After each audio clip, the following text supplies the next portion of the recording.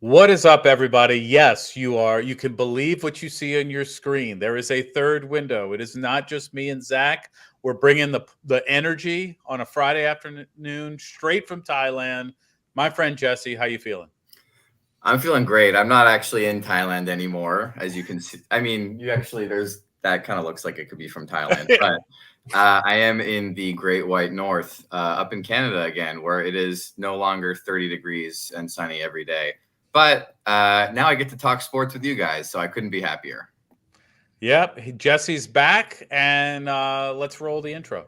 Hey yo, could one of y'all pass the gosh darn rock? Hey yo, I'm trying, I ain't lying, and hosting this will be Brian. Yeah. Posting like Kobe Bryant, Yeah. flying to see the pie. Yeah. With the hezzy, we got Jesse, opinions get kinda messy. A fan of out of lefties, from football to racing jackies. He goes silly when he go deep, sheesh, is Zach Zeman. Teaming up with Jack, we stack the whole team, man. Pass the rock, don't stop the shot clock. Woo. Smack the slap shot, come on, now let's talk. Pass the, yo partner, pass the rock, for real.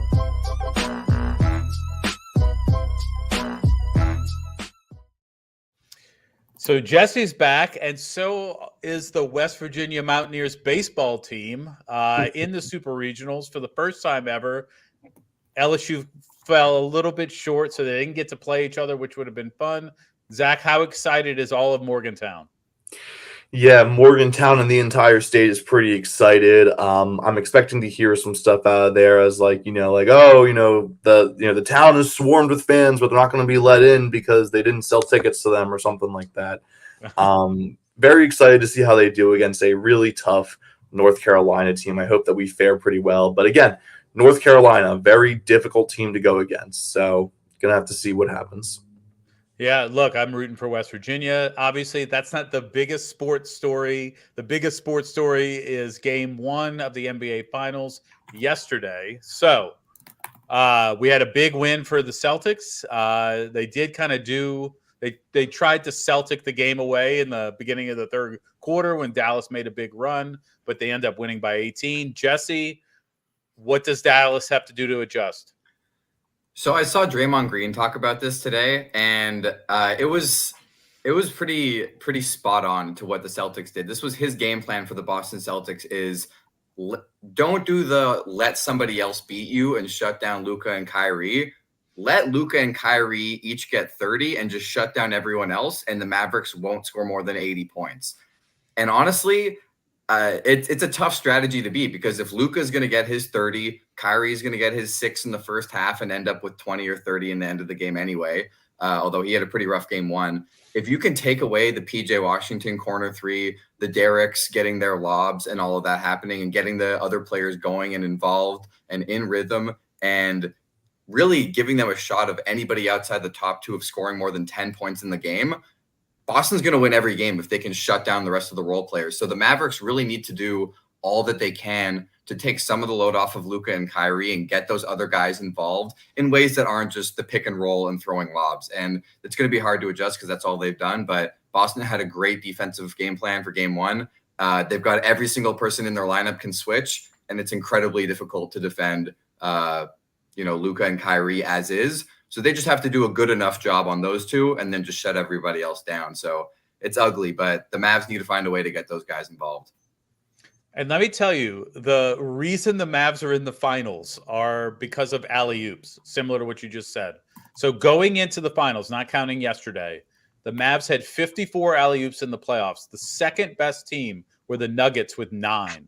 Okay, so they are living off of that play. And Porzingis helped yesterday being in the middle there. And I agree, the not allowing Dallas to have the assist game going, which they had in, I think it was like 9 assists total in the game last night, killed them. And that's what Dallas has to switch to try to get game 2. Zach, your thoughts. What can Dallas do to adjust? Yeah, I think the biggest weakness that Dallas had from this game one, easily their defense. It was so lackluster. It looked like they were just completely unprepared on the defensive end. Players were not switching properly. They were going over screens instead of under screens. I mean, just a lot of really simple defensive mistakes that you wouldn't expect to see in game one of the NBA Finals, at least in my opinion. I think really it falls on coaching. It falls on Jason Kidd to really try to get his team more banded together. I know we've seen Luka and Kyrie play better defensively in earlier rounds. We've seen them show off that they can, in fact, play defense. Did not see it in game one whatsoever. They just pretty much no one played defense in game one for the Dallas Mavericks. So looking to game two, that has to be number one priority. Look, you can find your alley-oops, but first thing you got to do is shut down the Celtics on offense. Yeah, the Celtics defense was swarming. They had 9 blocks. And let me just say, my man Drew Holiday showed up and showed out. When the Mavericks went on their run at the beginning of the third quarter, you could see him getting in people's faces on the sideline. He said, Joe, step back for a second. Let me coach this team. Obviously, he's been there, and he was crucial to stopping the Dallas Mavericks main two, but also just causing havoc. His hands are everywhere. Balls are going everywhere. What do they have to do on defense to try to figure out this offensive juggernaut that is the Celtics? Mm-hmm. Yeah, I think they really have to dissect what they're doing. They rely, like many teams, they rely a lot on that pick and roll game, and you have to be able to position yourself well. Transition defense, don't just stand in a random part of the court. Actually get on the man that you're looking to get on. It really comes down to a lot of fundamentals. It seems like they just, the moment's really big and you get a little too excited, you get a little too jumpy. You're not really focused on the fundamentals. You master the fundamentals, you master the game. So I'm looking to the Mavericks, try to figure it out, make sure your eyes are on the ball, make sure you get into your man at the right time. Just keep it simple, keep it fundamental, and I think you'll play a lot better against the Celtics if you just keep it to what you know. All right, Jesse, welcome you back. Let's ask another tough question. Porzingis right now has to be the front runner for MVP, right? So does he win it, or does somebody else need to win it for the Celtics to win the series? No, it's definitely going to be Jaylen Brown, and it's going to be the worst thing that's ever happened to Jason Tatum's career, because Jaylen Brown winning Finals MVP and asserting himself as the alpha dog of this team is just, it's so funny. And he had a phenomenal game one. He was pickpocketing Luka like no problem. He had a few tremendous dunks, including the poster on Gafford, and I forget who else was in the way too, but I think Kyrie had a hand up, and that was pretty awesome. Also, what's up to everybody who's in the chat right now? But just to let y'all know, we have a giveaway in Discord. 2 minutes left. Mid-take, I'm saying that. So go into the Discord giveaway.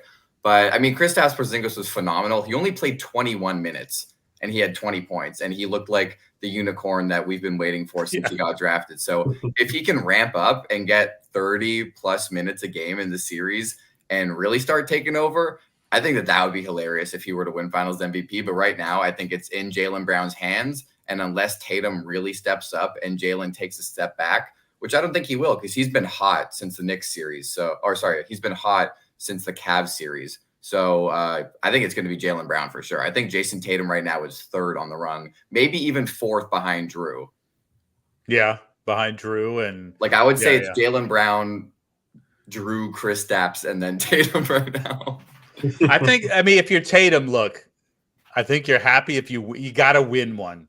You have to win one. He's still very young. And look, the series is still very young. We still got potentially 6 more games. So going to Zach. Okay, Zach, I picked the Mavs in 7 before the series. You picked the Mavs in 7 as well, right? Yeah, I think I picked Mavs in 7. Okay, Jesse, what do you think your pick was pre-series? Non-biased pick was Celtics in 6, but I would love for the Mavericks to win. The Celtics are one of the teams that always beat up on the Raptors, so I don't like them at all. But realistically, they're so much better on paper. On the court too, they were a lot better. This is another classic case of this is Boston's series to lose.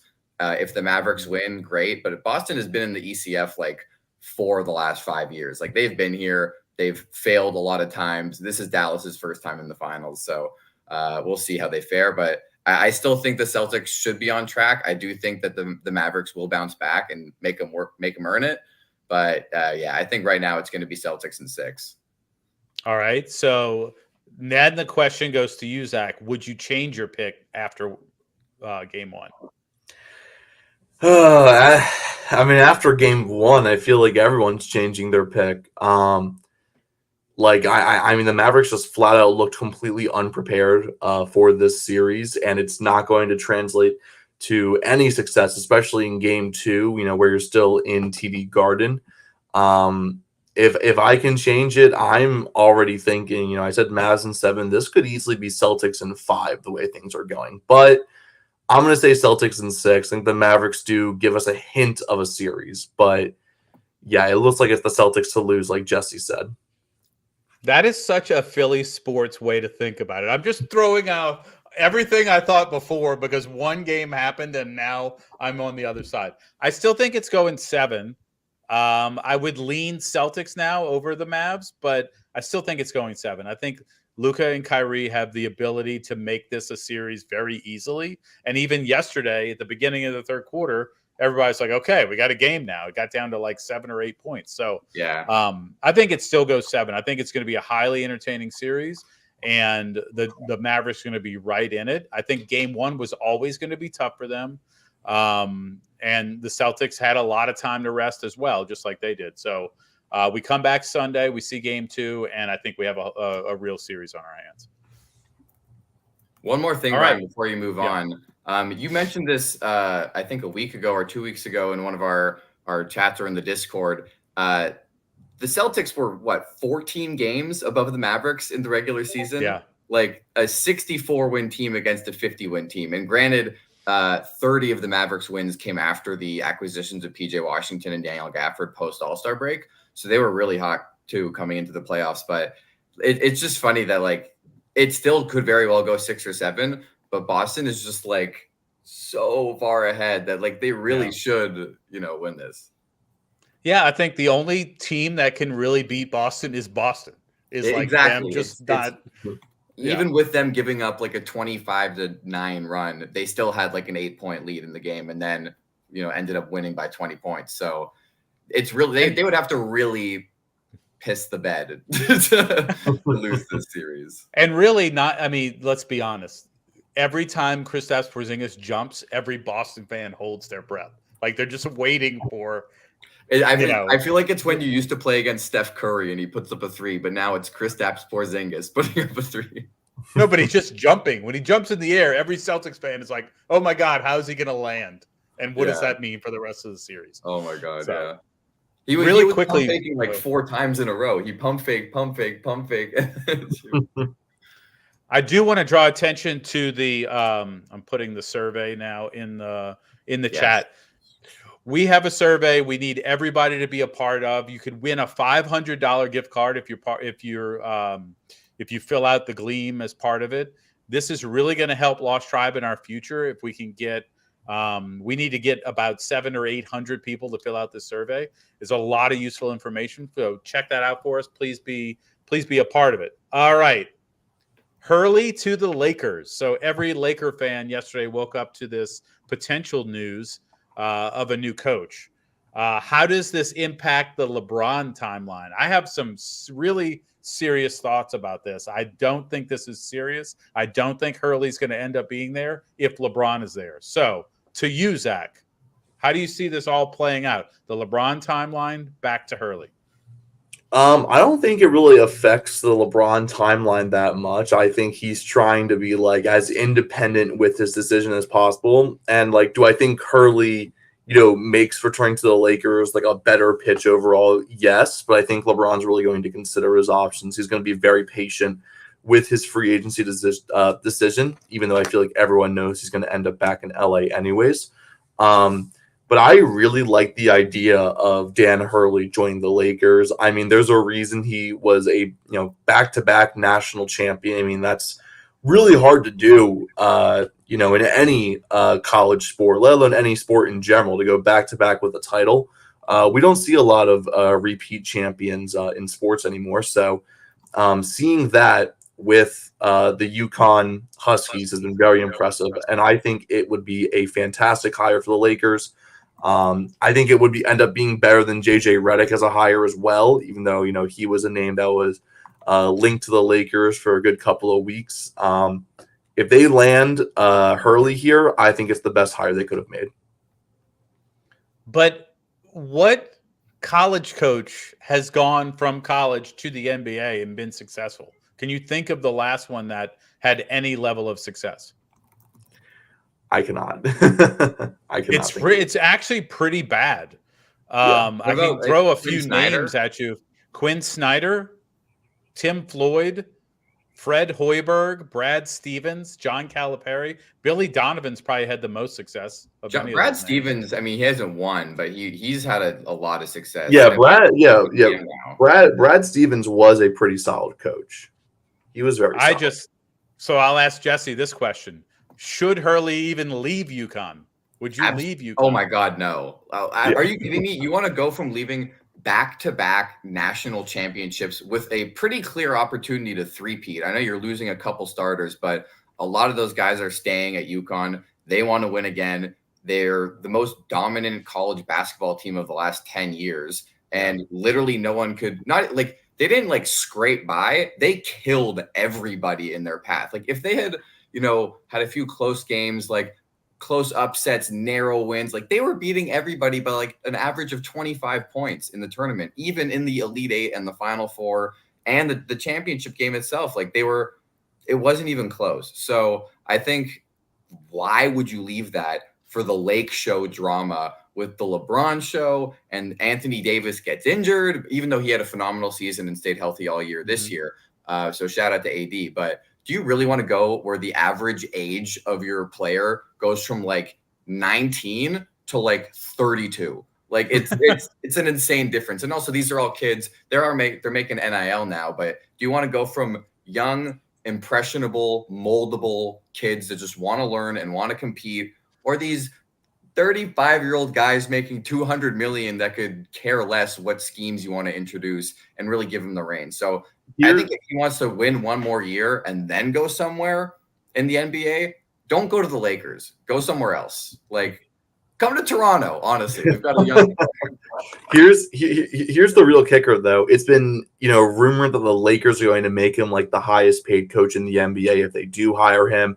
Like, I mean, of course, money does talk. I think it's a big reason why Hurley could end up with the Lakers. They're going to pay him a very, very handsome amount of money. But I mean, it's definitely an interesting decision. I mean, think about it. If you're Dan Hurley, you can either coach the team with the most marketability in the NBA, the team that's always on the media's mind, and you're going to get paid a ton of money, or you stick with UConn and become the Alabama of college basketball. So either way, he's making it out great. But I think the right decision is to stay at UConn and become the Alabama of college basketball. But we'll see what happens. We'll see how this meeting goes on. I'm pretty sure the meeting is happening today, so maybe we'll hear something. Maybe we'll look for a Woj bomb later. One other thing, by the way, Dan Hurley, he's not no poor college D3 coach. I wasn't saying that. No, I'm not saying you are. I think that the dialogue around money talks and that they're going to give him so much money. He makes $5 million a year at UConn. He's one of the highest paid coaches in all of college basketball history. And in the NBA, Greg Popovich is the highest at 16 million. Monty Williams got 13 million, by the way, which is crazy. So you just ruined. I had the stats ready to talk about that. He could be somewhere in the $15 million range, but he makes $5 million a year and has an undefeated program in like the last 2 years. Like, I get that money talks and that much more money is a lot more money, but when you make $5 million a year already, I feel like you can follow your heart. So what's interesting? Well, actually, Steve Kerr's at 17.5 million as of this summer. So he's number one. What's funny is Hurley makes more than Joe Mazzulla, who makes 4.7 million, and he's in the finals. So how much does Jason Kidd make? Jason Kidd, he's tied for 7th, 8 million.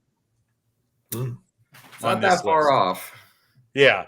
Look, I agree with you, Jesse. If I'm Hurley, I don't want to go to LeBron's Lakers. First of all, they have no flexibility as far as trying to win now because of all the draft picks they've traded away to get AD and some other moves. And until they get rid of either LeBron or AD, just to free up some stuff, I don't want to be a part of it. Plus, this is not a degradation of LeBron at all, but LeBron is essentially a player coach at this age. And I don't want to go there, try to impart my system, and then I have to, push and pull when it comes to that. I'm waiting one more year. I agree. Go back to college essentially for one more year, or wait for, a situation where you can, sink your teeth into it. Put him on the Thunder, put him on the Spurs, put him on the Hornets. Like, I know you might not want to go coach one of those teams, but like, if I was Dan Hurley, I would rather, if I'm getting a bag in the NBA, go to a team that's young, like a young developing core where you can impart your system. And like, you're not going to, like, Donovan Clingan is not going to be like, this is how I run my team. Like, it's not. Right. Dude, retiring Popovich would be an awesome place for him to be. You got Wemby, you're following a legend, so the pressure on you is somewhat less. And that would be a fun, you bring a point guard with you from UConn because they need one. So that should be good. That should be good. All right. Who wants to lead the draft off? I got you. All right. This is a fun one. So we're going to do a pretty fun draft today. So let's draft our favorite Linsanity runs in sports history. So going across any league, our favorite Linsanity runs. Now, if you're watching and you're like, what the hell is a Linsanity run? Jeremy Lin, back in, I think, 2013 or 2014, around that timeline, had an electric month of basketball where he put 30 on Kobe's head. He hit an epic game-winning 3 at the buzzer against the Raptors in Toronto, which really hurt. He had a tremendous run overall. And so these are just our favorite kind of role players or other lesser-known players that just had a phenomenal month or a couple game stretch. So I have the first pick.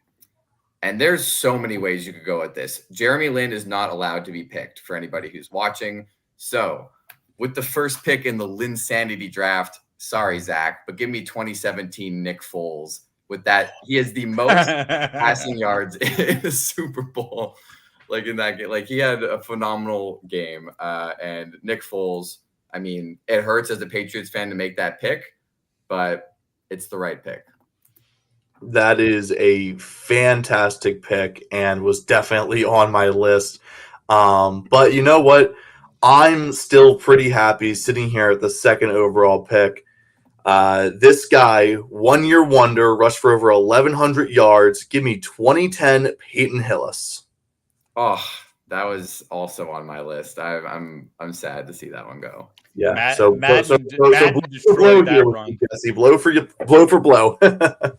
Yeah, he got a Madden cover out of that year. He got a Madden cover out of it, and then he was terrible. Speaking of video games, my guy that I'm going to pick first got a video game as well. It was a lot less of a run as it was just an unbelievable day by him. So I'm going with James Buster Douglas, who on February 11th, 1990, as a 42-1 underdog, beat Mike Tyson and took the heavyweight championship. And let me just say, this was back in the day, really before pay-per-view. I remember watching this, and every kid, so I was like 12, watching this was like, of course Mike Tyson's going to destroy this cat. And he knocks him out, beats him, and you're like, you don't even know what to do yourself. And then next year they did have a James Buster Douglas boxing game. So I don't remember the quality of that, but he did get a what game. A weird pick. Yeah. Oh no, it's an awesome pick. But you don't understand. You don't understand how big Mike Tyson. All right, get to your second pick before the. All right, my second pick. I'm going with Jeff Hostetler. Okay, quarterback, New York Giants, Super Bowl 25. So right around the same time, around 1990-ish. So Phil Simms goes down late in the season. Jeff Hostetler takes the Giants all the way to the Super Bowl. They beat the Bills. This was the game when Scott Norwood kicked it wide right for the Bills, their best chance ever to win a Super Bowl. But Jeff Hostetler, who nobody thought was going to do anything, makes a run through the playoffs and wins the Super Bowl. All right. I've got plenty of options I could go with my second pick. We already have 2 Super Bowl winning quarterbacks on this list. It's pretty funny. I'm going to go with a Linsanity run that is near and dear to my heart. Give me 2020 Travis Fulgham. No, you didn't. No. That was the number one name on my list. Oh my god. 2020 Travis Fulgham 4-game stretch with Carson Wentz as his quarterback just went off. I mean, I should have expected the Eagles guy to take him. I thought I would have had one more round. I literally have a notes of all the players I'm going to draft, and Travis Fulgham was the first name I wrote down, and he's the reason we're doing this draft today. Is I saw a tweet that was like, "Remember how good Travis Fulgham was." And that's why we're doing this. He was goaded. He was low goaded. for blow, Zach. That's a good point. I had to look up what sport that was because I don't remember that guy's name at all. Oh my god. That's like the deepest NFL pull that if I'm ever in one of those street interviews and someone's like, name a random role player, I'm saying Travis Fulgham. Travis Fulgham. Yeah. Oh, there's one of those out there where girls says unironically Nelson Aguilar. I saw that video like literally 2 days ago. All right. Funny you mention it. All right. So I'm going to go with another guy on this list who got a video game out of a pretty phenomenal year, a rookie of the year campaign, and then just fell off the face of the earth. Give me Yasiel Puig. I really don't know what happened. I mean, he got in some trouble and just really fell off. But I mean, he was on the cover of MLB The Show, I think 16.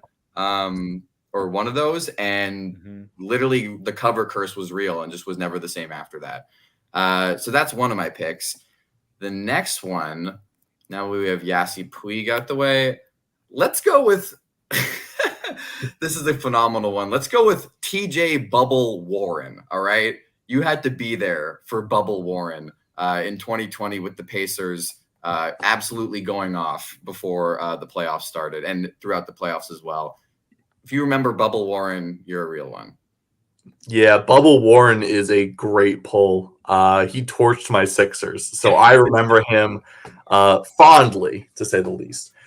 There's still some great names I want to pick. There's so many great players who've had these Linsanity runs, but you know what? I'm going to go with not only a Linsanity run, I'm going to go with a one-game wonder. Give me Jonas Gray of your Patriots. Jonas Gray against the Colts, 201 rushing yards, 4 touchdowns, showed up late to practice the next week, and pretty much never played again. So I would say of any player, not only a Linsanity run, a one-game wonder from Jonas Gray. Yeah, why I'm taking Eagles and you're taking Patriots? What's going on today? I don't know. I'm just it's feeling Friday. It's Freaky Friday. We've switched. Freaky Friday. I'm going to go with another Super Bowl winning quarterback that had no business being where he was, and that's 2000's Trent Dilfer for the Baltimore Ravens. Let me just tell you, when I say the run he went on, it really had nothing to do with him, but he did end up winning a Super Bowl. He went 7-1 in the regular season, 12 touchdowns, 11 interceptions. Okay, this guy was not great. His passer rating in the playoffs, 83.7, 590 yards in 4 games, 3 touchdowns in 4 games, but only 1 interception. So he did what he had to do. Hell of a run by him, and he's got the Super Bowl ring, and he'll tell you all about it. Now, my last pick. I'm going to try to stray away from football if I can find somebody.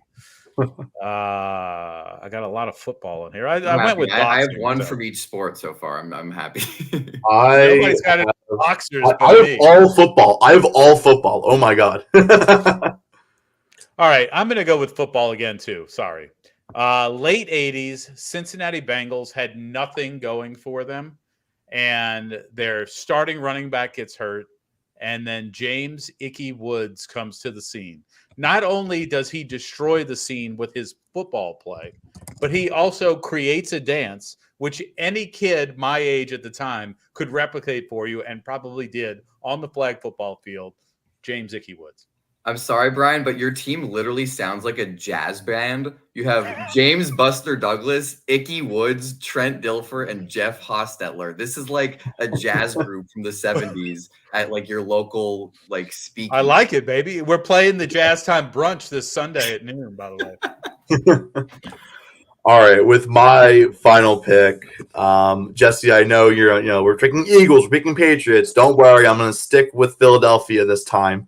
I'm going to go May 2013, Dominic Brown for the Philadelphia Phillies. He had 12 home runs, batted .303 with a .991 OPS in just 28 games, and he earned an All-Star nod from this month. Man. And then he fell off a cliff, obviously. But that's how this goes. There's so many. There's still some great names. If you don't, I still have multiple players on this list that I want to shout out after we're done. So if you don't take them, I have 3 or 4, depending on if you take one of the guys I have on my list. There's so many shout outs that I would want to give as well. I mean, yeah. One of the ones I just saw someone type in the chat earlier was Malachi Flynn for his 50 burger earlier this year. But that's a one game. I'm not awarding one game performances. Well, to be fair, I awarded Jonas Gray, and I think that you can do what you want. I'm just personally not one NBA game as well. It's like you play. It's different. Year, right? It's different. There's so many directions I could go here, but man, this is so tough. Oh my god! All right, you know what? For my Linsanity run, I'm gonna go with the guy who has the most yards in a single playoff game in New England Patriots history with a phenomenal run in 2016. Give me Chris Hogan. All right. Chris Hogan was a dog. He plays lacrosse now. Absolute beast. For a franchise that's had some pretty poor wide receivers in our history, Chris Hogan was a guy that stepped up, and more than Deion Branch, more than Randy Moss, more than Tim Brown, more than all those guys, Chris Hogan, most yards in a playoff game by a Patriot. Nice. Very nice. All right. Well, I want to shout out a few Linsanity runs before we're done. First of all, the legend Mike White with his Linsanity run. I had Mike White, literally was the guy I was debating with, was him and Jets Mike White. Yeah. If I was debating between Jonas Gray, Mike White, and the Pastronaut, Josh Dobbs. Also on that list. And I had 2 other baseball players. I only drafted 1 baseball player in a draft, so people will actually see this video. 2021, Yerman Mercedes was the best hitter in baseball for about 2 weeks. And then in 2022, Matt Carpenter, when he was with the Yankees, was, for some reason, he turned into the best hitter in baseball for, again, like 2 weeks. So 2 other Linsanity runs that I remember fondly. I thought you were going to go with I one of the other baseball ones I had down with David Freese from his World Series run. Ooh. That was pretty special. Cam Thomas scoring 40 points straight for 3 games and then getting benched for basically the rest of the year. Someone in the chat, Micah, says Justin Forsett on the Ravens was one of his favorite ones. I think Zach, we had him. We talked about him in a video. He had the most rushing yards in 2015 on the Ravens. I think you.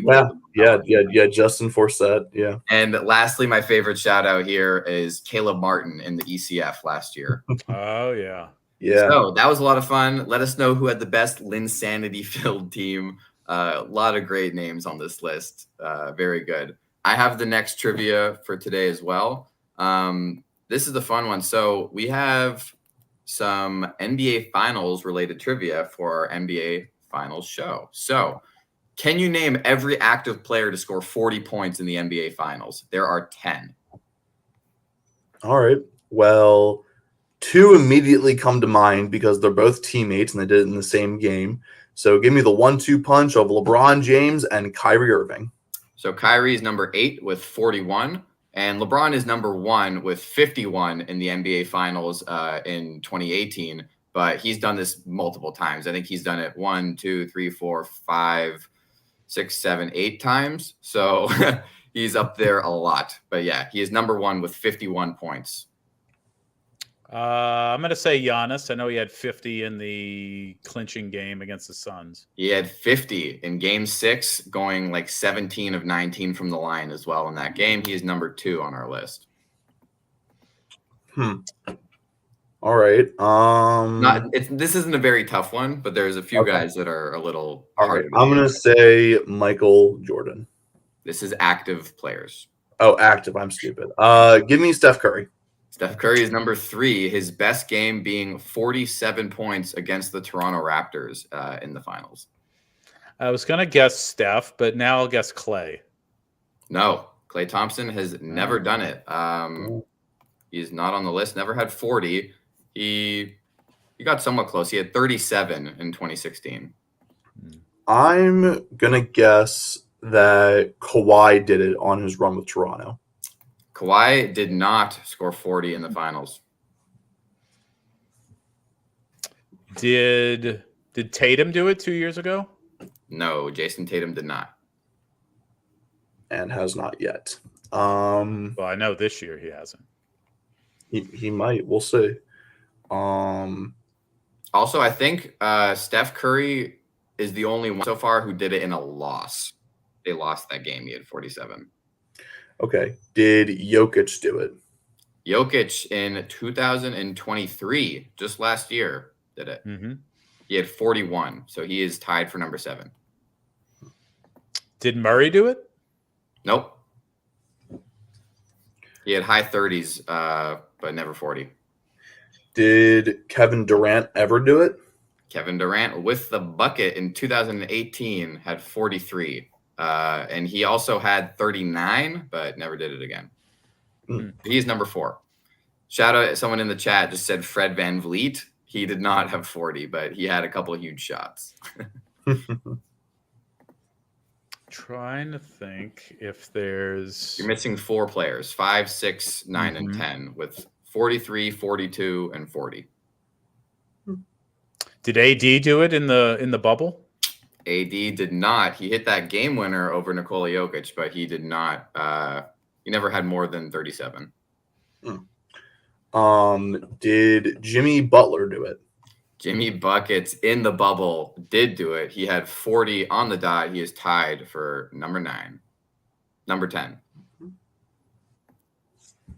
So we got 3 names left.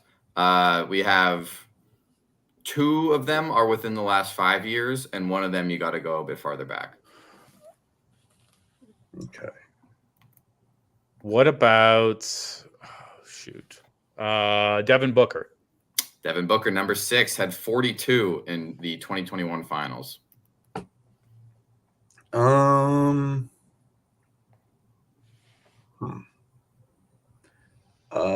just gonna guess. Chris Paul. Not a bad guess, but no, Chris Paul did not. I didn't think he did. I just needed to guess. Yeah.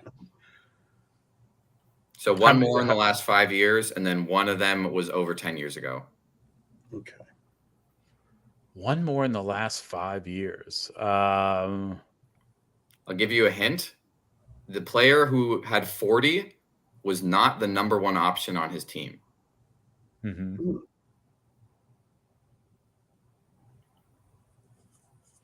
Oh, is it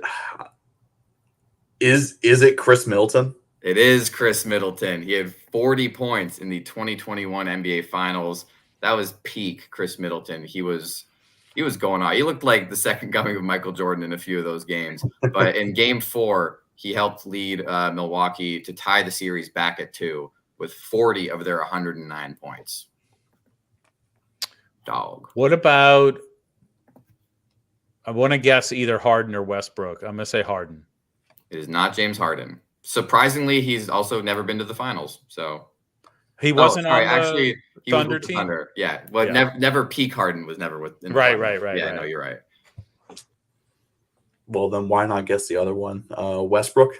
Mr. Why Not himself, Russell Westbrook, had 43 points in the 2012 NBA Finals. So Thank you, in their Brian. first run, he had 43. He rounds out this list, coming in at number 5 with 43 points. That's the list. Russell Westbrook. Nice.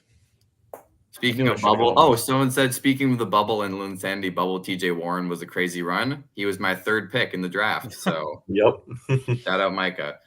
So yeah, that was our 40 bombs. So do we want to talk about these uniforms and then get to some games and wrap up?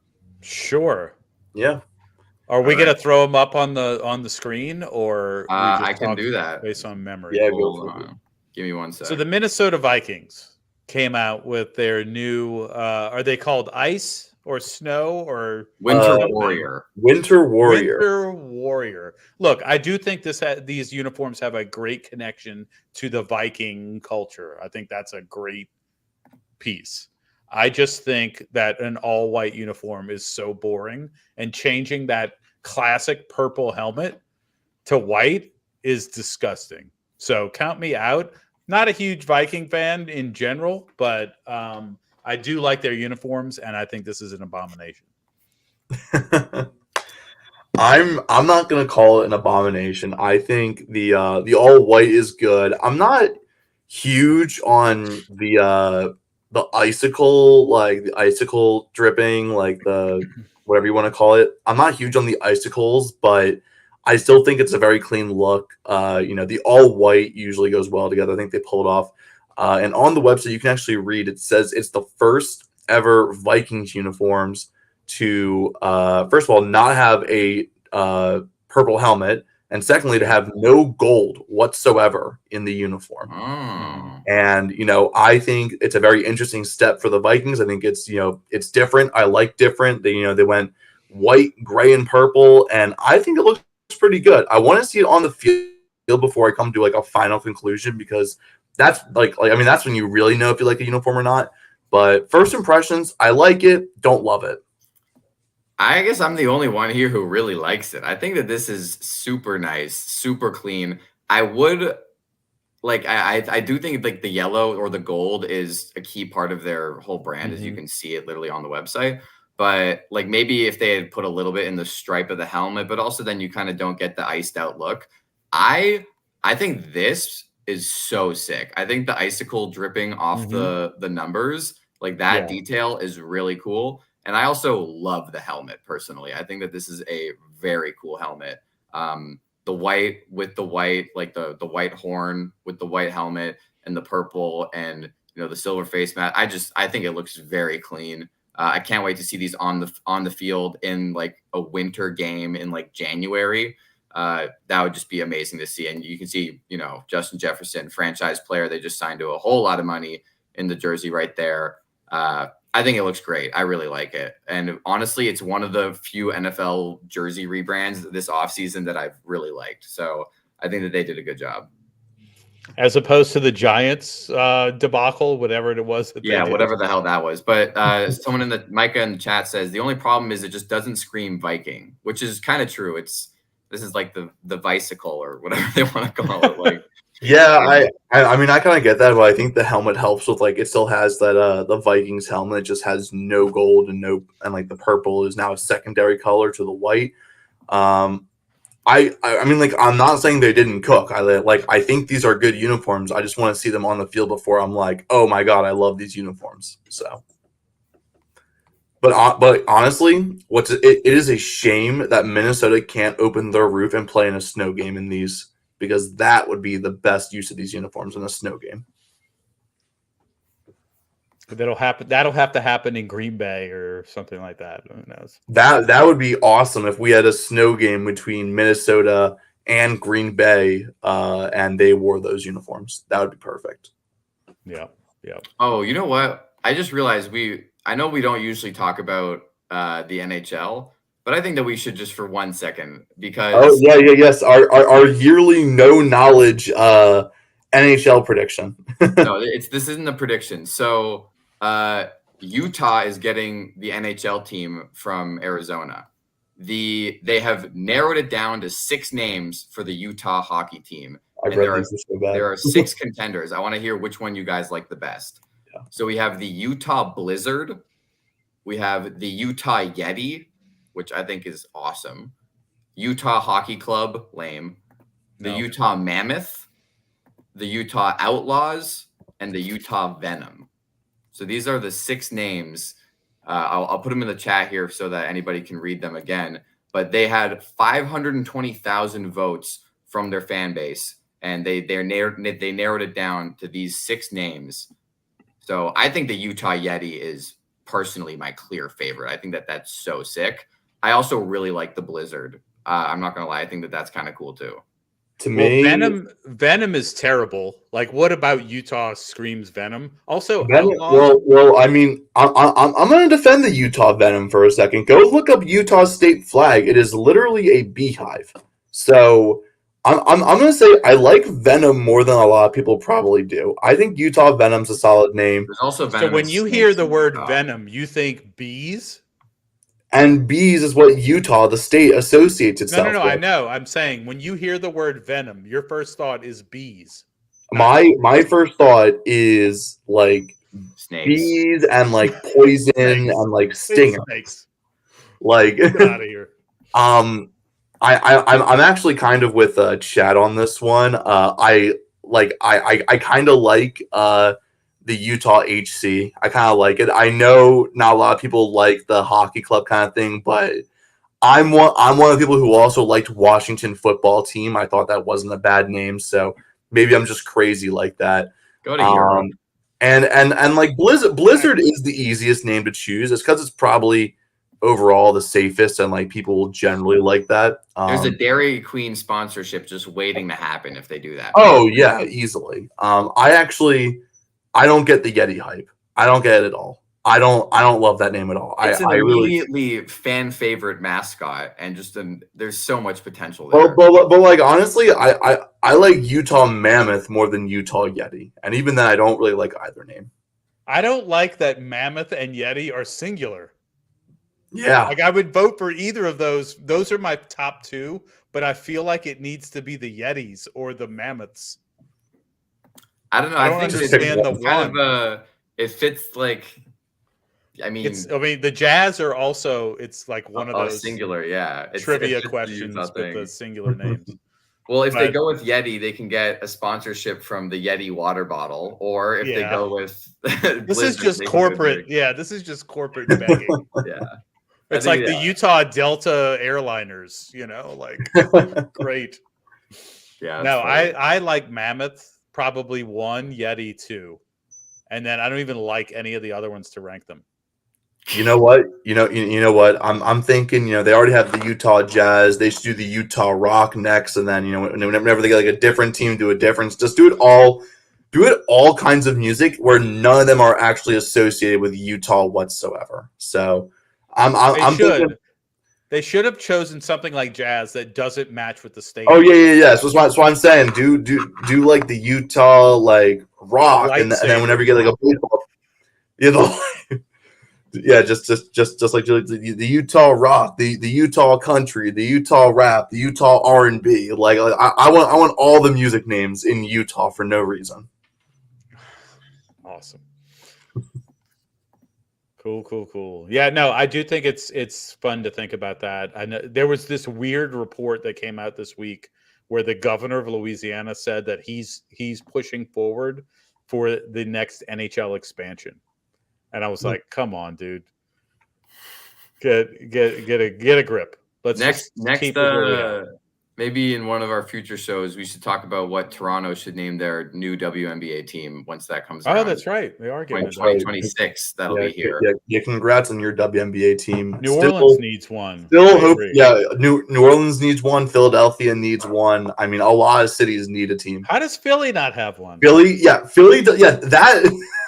I am Because so they pissed all off hate that women. Philly doesn't have a team and Toronto is getting one. I feel like this should have been Yeah. our expansion time, or at least we should get a team alongside Toronto. Look, I know Toronto is a huge market, but so is Philadelphia, and I think they should get a team. Yeah, but I feel sooner like rather than Philly later. fans just like hate women. So I don't know.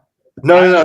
I was thinking that. I didn't want to say it, but I was thinking the same thing. Look, you're thinking of Celtics fans and Braves fans, to be fair. So Look, it is what it is. I'm excited. I've heard people say that they should name them the Meteor because first came the dinosaur and then like the meteor or like the comet. I like that. I like that. I've heard some other things. I just hope that they don't name them like the She-Rexes or something like No. like a lame version of a dinosaur, because like be your own thing. Like I think that they should be their own brand. I'm so excited though. I mean, Caitlin Clark's coming to my city in 2 years. That'll be fun to watch. Yeah, I mean, I think that the WNBA generally does a really good job of naming their teams, especially if there's already an established basketball market. They kind of like tie it in because WNBA and the NBA are under the same umbrella. So I like that they tie it in and give a little bit of familiarity. So like you have the Timberwolves and the Minnesota Lynx, you have the Washington Wizards and the Washington Mystics. Yeah, you have the Suns and the Mercury. You have exactly. I like how they tie those names in. So I kind of like the idea of meteors. I think that's. I just don't think it should be another dinosaur. I think like no, I don't think it will be. I think they're gonna find something like that. That's like a creative way to tie it in. Use similar colors as well because that's what they do. But even for the teams that like they didn't really like pick another team to tie it to, or they just like went to a market that didn't really have it established. The New York Liberty was a good name that I liked that they did. Yeah. I saw this on Twitter, but someone said the Toronto Pterodactyls, but you put a P in front of it. I thought that was pretty funny. Anyway, I think we got a lot of from today's show. I think that was a lot of fun. I think we're good for today from our. I think we're good. We'll be back on Monday at our regular time with reactions to Game 2, which is Sunday night. 3 days rest for all of our important little baby players. So got to make sure that Luka and Kyrie get their beauty sleep because they're going to need to really take over to win this series. So we'll be back on Sunday. Sorry, we'll be back on Monday after Sunday's Game 2. We'll have some more reactions, some NBA play. Did we make picks for Game 2? All right, real quick before we sign off, make your pick for Game 2. I'm going to go. I think Boston wins again, but then going back to Dallas is going to be tougher. So I'm taking Boston in Game 2. Zach, what you got? Yeah, I'm going to go Boston in Game 2. I think the Celtics won by, 18 points. I'm going to say the Celtics, the Mavericks make it seem a little bit more competitive. I'm going to say Mavericks, they're going to lose still, but they're only going to lose by 16 this game. So, Celtics, much more competitive. Celtics are favored by 7.5 points. So I'm going to take the Celtics. I'm going to say the Mavericks cover. I think it'll be closer, but they lose. Nah, Celtics and they cover. Celtics by 1 on a last-second Tatum shot. And he says, eat it, Jesse. He says, Jaylen Brown, Drew Holiday, Chris Stapps. That's my finals MVP. That's right. Yeah. All right. Well, we'll see everybody Monday. Enjoy the weekend. Game 1 of the Stanley Cup Finals. Game 2 of the NBA Finals. Go Oilers, baby. Oh, Canada. And for everybody watching, the West Virginia Mountaineers upsetting North Carolina Tar Heels. ESPN tonight, baby. ESPN 6 p.m. Let's go. Be ready. We'll see you then. Oh, almost ended the stream. Come on.